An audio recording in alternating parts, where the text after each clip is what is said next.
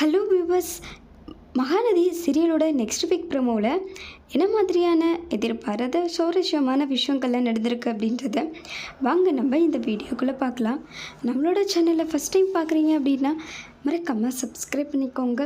கூடவே bell ஐக்கோனையும் click பண்ணிக்கோங்க. பசுபதியும் ராகினியும் இருந்துட்டு எப்படியாவது வெண்ணிலாவை கண்டுபிடிச்சே ஆகணும்னு சொல்லிட்டு ரொம்பவே தீவிரமாக இருக்காங்க. அஜய் கிட்ட சொல்லி வெண்ணிலாவை அங்கேயும் இங்கேயும் தேடிட்டு தான் இருக்காங்க. வெண்ணிலா ஒரு வழியாக வெண்ணிலாவை கண்டுபிடிச்சிட்டாங்க.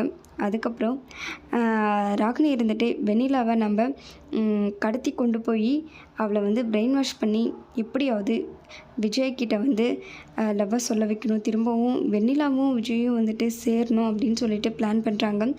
ராகினி இருந்துட்டு அதுக்கப்புறமா விஜய் நிறைய யோசிச்சுட்டே படுத்துகிட்டே இருக்காங்க தூங்காமல்.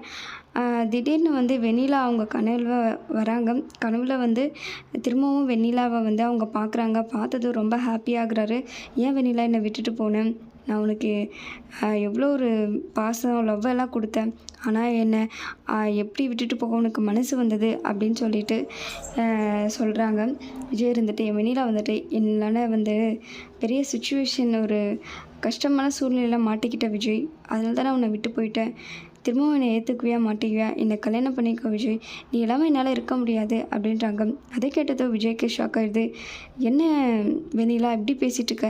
எனக்கு ஆல்ரெடி கல்யாணம் ஆகிடுச்சு, அது உனக்கு தெரியுமான்றாங்க. எனக்கு தெரியும், ஆனால் அது கான்ட்ராக்ட் கல்யாணம் தானே அப்படின்றாங்க. இருந்தாலும் உன்னை என்னால் கல்யாணம் பண்ணிக்க முடியாது, எனக்கு காவேரி தான் முக்கியம் அப்படின்னுறாரு.